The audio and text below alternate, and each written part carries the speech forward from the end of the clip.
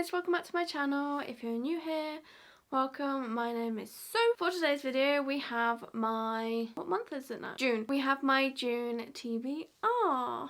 If you are new here, then you will not know that for my TBR I do use a Google spreadsheet which randomizes 5 books off of a list of my physically owned books, and I do tend to mood read a little bit through the month, and I also do typically have a buddy read as well. However, I do 5 randomizers of my spreadsheet, and the only exceptions I use are if it's a sequel or whatever to a series that I have not started, because obviously I'm not going to read the second, third book if I haven't read the first, second book. And if it's a book that I know will be a buddy read with somebody at some point, because I have somebody at work that I read books with, and we have a bunch of books that we both have, so we read those ones together. But because it is a list of all my physically owned books, they do sometimes crop up. Let's just see what book number 1 is. I'm so happy! Okay, so let me just show you guys. Book number 1 is House of Sky and Breath. Yes, I've been waiting. I am so happy that this came up because I literally keep going to pick it up, and I'm like, no, stick to your TBR. You got the generator for a reason, so just stick to what you have. And now it's come up, so I can read it. This is the sequel to House of Earth and Blood by Sarah J. Maas. It follows Bryce and Hunt in the afterwards of what happened in House of Earth and Blood. I'm not going to read the blurb because if you haven't read House of Earth and Blood, I think it has a few spoilers in it. Basically, I think there's like a war going on between species, and some new characters are introduced, and I know that there is a big thing that happens at the end. So yeah, this is a chunky book, and this copy is the Waterstones exclusive, so it has like a bonus chapter at the end as well. 801 pages. Like, this is a chunky book, but I feel like if I pick it up when I do genuinely want to read it, I could race through this book. And I also typically read hardbacks faster as well because the fonts and everything tend to be bigger. So yeah, I am so excited that this is on my TBR. Like, I was literally thinking last night, please give me House of Sky and Breath. Please let me finally get this book done. And it did. So manifestation works, you know? Okay, next one. We have the Ivory Key. I'm actually intrigued by this one because it's one that I didn't think I was going to enjoy, so I'm glad that I'm going to read it because then I can unhaul it if I don't like it. So this is the Ivory Key by Akshaya Raman. It looks like so. I think it's a Illumicrate. Yeah, this was an Illumicrate edition. It was like a second book in a box. It follows 4 siblings, a country in ruin, and one quest to save them all.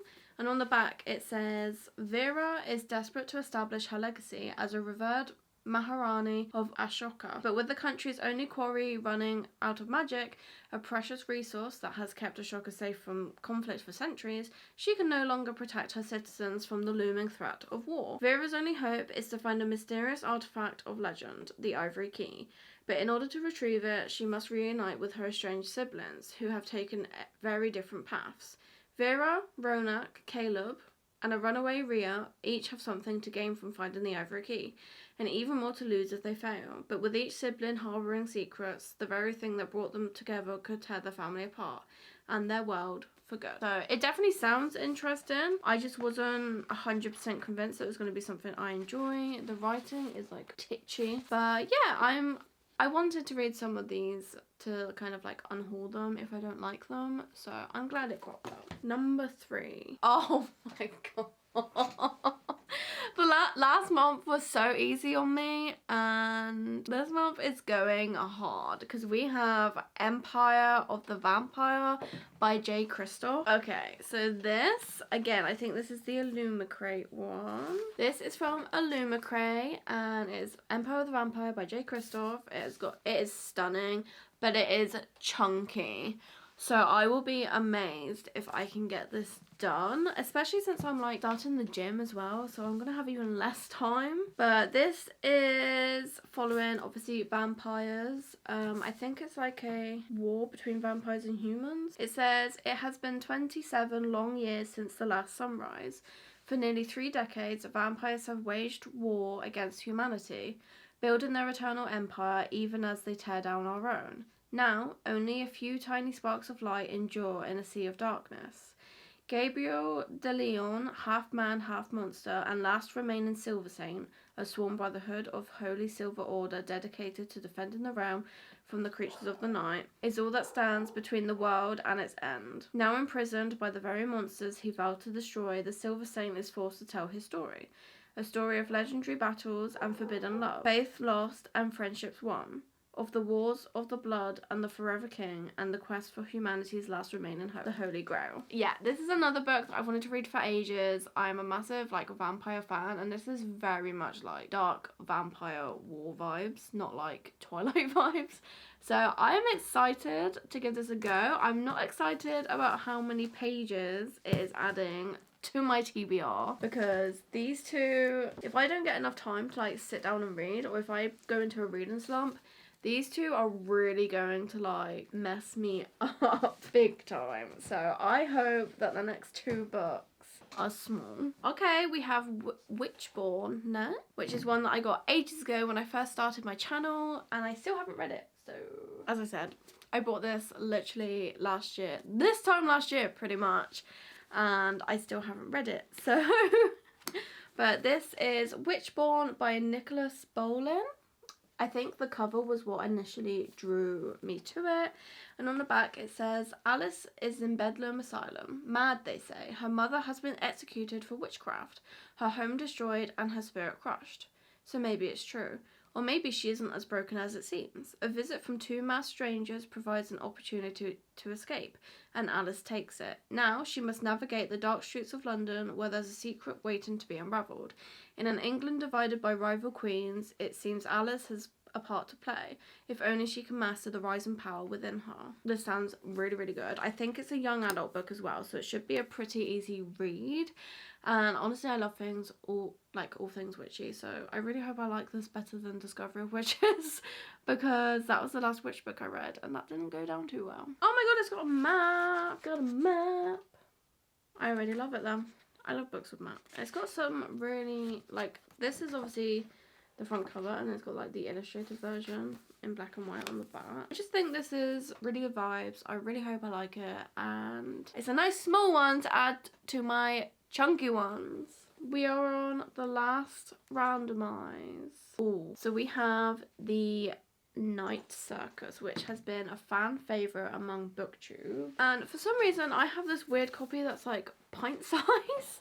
But this is The Night Circus by Erin Morgenstern. I don't really know too much about it, to be honest. I think it has some similar kind of vibes to Caraval, but I don't think it's quite the same. But I know that a lot of people love this book and the romance in this book, so I'm definitely excited to read it. It is, how many pages? 490, and the font is not the biggest, but the book is like really short compared to a normal size book. I'm kind of tempted to see what the audiobook for this one's like. It definitely depends on the narrator, but yeah. So on the back, all it says is, the Night Circus arrives without warning. No announcements precede it. It is simply there when yesterday it was not. I think it sounds really interesting. I like the concept of a circus just popping up out of nowhere, and like the mystery behind it and the magical like atmosphere behind it. So I have high hopes for this because so many people have loved it. I'm pretty sure on Goodreads it's like mostly 5 stars. Yeah, so the average rating is 4 stars, and everyone that I'm friends with has rated it 5, and everyone that I'm following has rated it 5. So yeah, and Goodreads just says, the circus arrives without warning, no announcements precede it, it is simply there when yesterday it was not. Within the black and white striped canvas tents is an utterly unique experience full of breathtaking amazements. It is called Le Cirque des Rêves, and it is only open at night, but behind the scenes a fierce competition is underway. A duel between two young magicians, Celia and Marco, who have been trained since childhood expressly for this purpose by their mercurial instructors. Unbeknownst to them, this is a game in which only one can be left standing, and the circus is but the stage for a remarkable battle of the imagination and will. Despite themselves, however, Celia and Marco tumble headfirst into love, a deep, magical love that makes the lights flicker and the room grow warm whenever they so much as brush hands. True love or not, the game must play out, and the fates of everyone involved, from the cast of the extraordinary circus performers to the patrons, hang in the balance, suspended as precariously as the daring acrobats overhead. Written in rich, seductive prose, this spellcasting novel is a feast for the senses and the heart. Oh my god, that has made me even more excited to read it, because I genuinely didn't really know that much about it. But now I am very excited, and I feel like this is going to be one that is tabbed to the brim, and it's also quite floppy, which is nice. I appreciate that. So those are all the books that have turned up on my randomizer. However, I have one more to add to the pile because of my buddy read for June, and I just remembered how chunky this one is. We have Threadneedle by Carrie Thomas. I have had this book basically since it came out. I haven't been in the mood to pick it up, and my friend that I read with has got herself a copy because I was telling her what it was about. We're gonna read it together, so she was waiting for the paperback, which is why it took so long. We follow a girl who, I believe she's quite young, maybe like teenagers. Things normally happen around 16 in books, so I'm thinking maybe she's like 15. The main girl is called Anna, and her aunt has always warned her about magic, all its twists, its knots, and its consequences, and now she's counting down the days until the ceremony, which binds her magic to her forever. But she meets these two other people who show her a London that she didn't even know existed. There's like shops that sell memories, libraries where the librarian feeds off of words. There's a club where revelers lose themselves in a haze of spells. And as she is swept into this world, Anna begins to wonder if her aunt was right all along. Is her magic a gift or a curse?